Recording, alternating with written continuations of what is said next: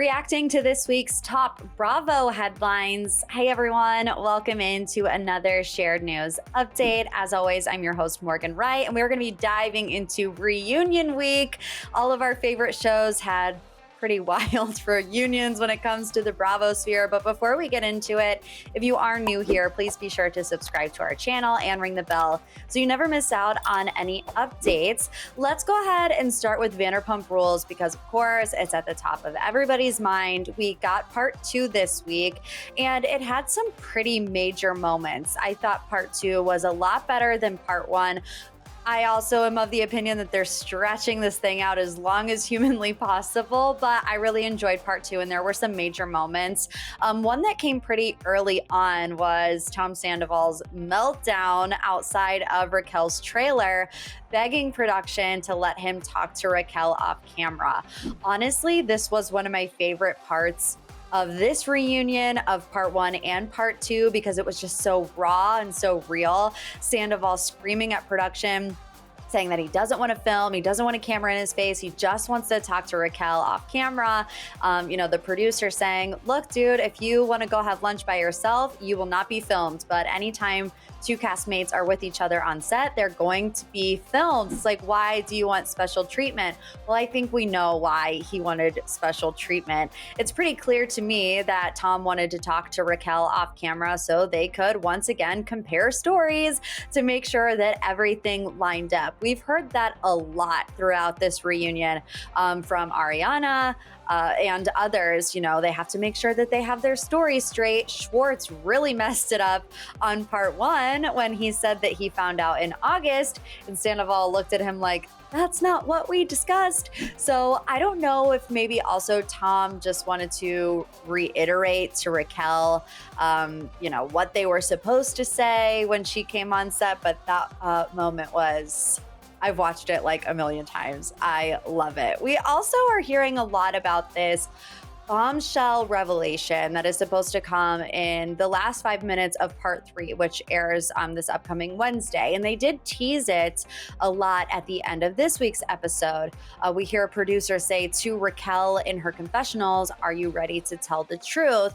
There have been tons of fan theories about what this bombshell could be. It has been debunked that it's a Raquel pregnancy announcement. It's been debunked that the show is moving to Vegas. Some people thought it was that Lisa Vanderpump knew long before she said. Lisa came out on Twitter and said that that was not true. So what could this possibly be? And also they're making it seem like, I know I'm just kind of recapping the theories, but a lot of people thought that this bombshell came in the one-on-one sit-down with Raquel and Andy. But Andy has also done interviews saying, I really don't know what everybody is talking about. So it looks like it's going to come from that confessional. And I have a couple of different theories. One theory was that some of the originals were coming back, Jax, Brittany, Kristen, but that doesn't seem to fall under this umbrella. I thought that before I saw this kind of teaser for it. I still think that they could come back, but it's not going to be this big revelation. Another theory that I had is that this affair has been going on a lot longer than just August until now. And I first thought about that theory when in part 1 of the reunion, they added or it might have actually been in the finale, they added a deleted scene from 2018 or 2019, a conversation between James Kennedy and Tom Sandoval, and it was about Raquel's potential infidelity. I always kind of looked up to him in a sense, especially with my trust issues with Raquel. You gotta know and have enough respect for your girl to know that she's not doing anything. Lord. Dude, she would not betray you, man. I'm not gonna betray you either. Like, what the dude? Which I found odd because we never on the show really heard anything about James thinking that Raquel was being unfaithful. It was always the other way around. It was always, what is James doing? Why are these pictures coming out with James and this girl? And she has a bag of his clothes, all the things. But we never heard anything about Raquel potentially cheating.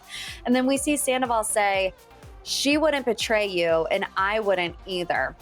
I just found it odd that they would include that, especially because in the context of what was going on at that time, James was talking about how him and Sandoval were close. He considered him like a brother. So to pick that specific scene out of all of the film that you know they have of the two of them together kind of raised a red flag for me. So I'm thinking that maybe Raquel in this confessional will admit that it's been going on a lot longer than we think, but to be determined on that. Like I said, we'll get that next week. And during part 2, Brandi Glanville entered the chat on Twitter about the reunion. She tweeted on Wednesday night, and I have to edit it because there's a lot of cuss words that I don't think I necessarily want to say on YouTube, but the effing hypocrisy is effing insane. I never thought I would be friends with half of the females that messed with my husband while I was married and pregnant. Now, of course, we know that Sheena infamously had an affair with Brandi's then husband, Eddie Cibrian, in 2007 while Brandi was expecting their second child. I mean, in my opinion, anytime Brandi can enter the chat, Brandi will enter the chat, but there has been this hypocrisy argument when it comes to the cast of Vanderpump Rules being too hard on Raquel and Tom, when you consider Lala kind of was in the middle of Randall and Amber when they were still married. You know, James and Lala hooked up while they were in other relationships. Tom Schwartz has cheated. Sheena, obviously. So I do understand that argument. None of these people are angels, and the only one that hasn't cheated, or I should say the only two, are Ariana and Katie. However, I just think that it was 10 years ago, you know? In this case, it was 2007, so a way long time ago. And I think the reason why it's so surprising now is that Tom Sandoval is, 41. You would think that he would have grown up from this kind of behavior that he was doing, 10 years ago to Kristen, but apparently he hasn't. And Sheena has also had a lot of thoughts about this, as she should. First and foremost, she said that her and Brandi have been in communication and they have kind of squashed it since, 2007. But Sheena has also said that this is a different situation because you have Tom and Ariana, who were together for 9 years. You have Raquel, who was a close friend to Sheena, to Brock, to Tom, and Ariana.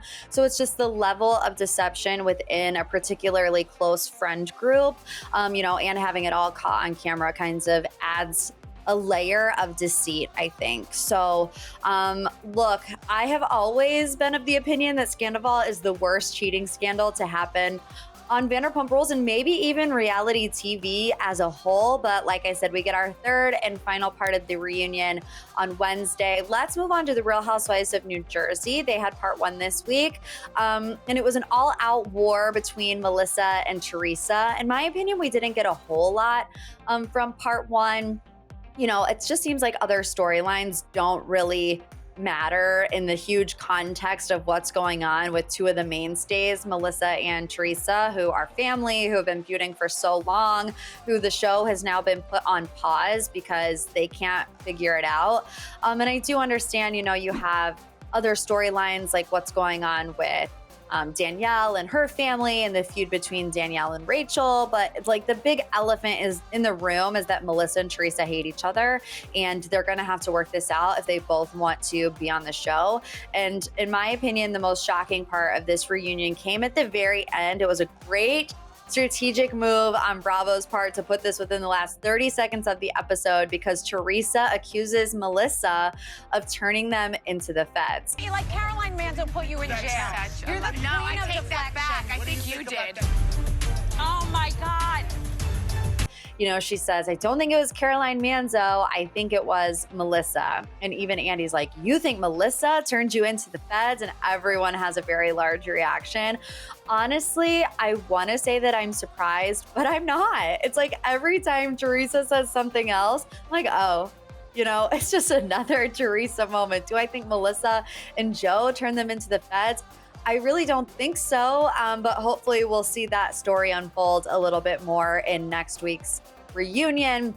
And last but certainly not least, let's talk about the Summer House reunion, which in my opinion was very confusing. Lots of allegations hurled at Lindsay Hubbard, including one that involved throwing a shoe at a producer. So it's very interesting to me that we had this whole season of really no animosity between Paige and Lindsay at least, to each other's faces. And then we get to the reunion and all we're talking about is Paige and Lindsay.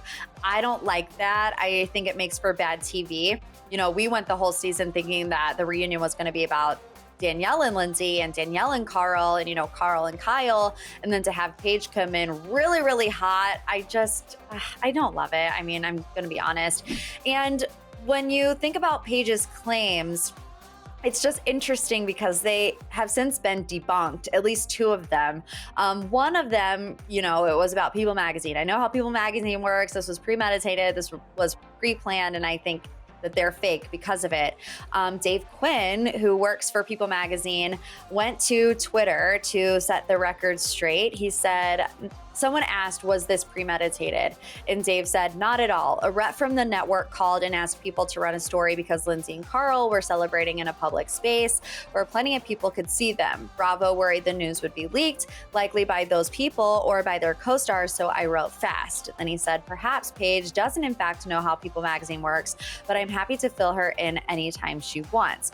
Okay, so that's one claim that has been debunked. There's another one that Paige was upset with Lindsay because she thought that she sent an anonymous tip into Bravo historian Sam Bush, who runs the Hot Off the Mess podcast, about Craig getting kicked out of Kyle and Amanda's wedding for being too drunk.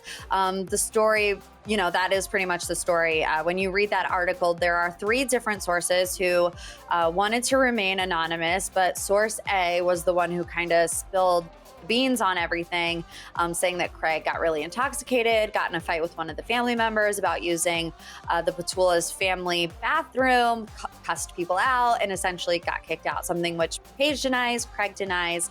But Sam, who wrote the article, said on her podcast this week, Hot Off the Mess, that she could not reveal who her anonymous source was, but she did say that it was not Lindsay and it was not Carl. So there's, two out of the three things being debunked. And Dumois got involved too, saying, Lindsay or Carl have never directly sent me any anonymous tips.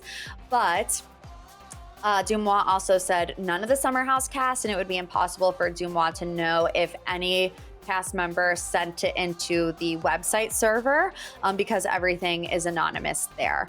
So, I understand that Lindsay is a very polarizing character, and in the past, based on her actions of her getting activated and, doing these types of antics, I feel like I understand why the cast would be quick to point the finger at her. But I also think that, with her being, kind of vindicated against these two huge allegations, she's an easy person to have be a scapegoat, for all of the drama. Now, we have seen sneak previews for part 2. I know in the first couple of minutes, we're going to see Kyle and Carl really hash it out about, Kyle's big blunder at the beginning of the season, where he was talking about Carl's addiction issues working at Loverboy. And I mean, no, spoiler alert, I guess, kind of, but it's all over the internet. They have a very heartfelt moment. They both apologize to each other. And I really hope for the second part of the Summer House reunion, we see more of that. It's really hard to get invested in a show that's supposed to be about a group of friends having fun on the weekends in the Hamptons when they're not really friends. And, you have a lot of animosity towards each other. So, even when it comes to Lindsay and Paige, I hope they can find common ground. Lindsay and Danielle and Carl, everybody that has drama right now in the house, I hope that they can find some common ground, because it is June, summer is here, and who knows what this next season is going to look like if these guys can't get it together.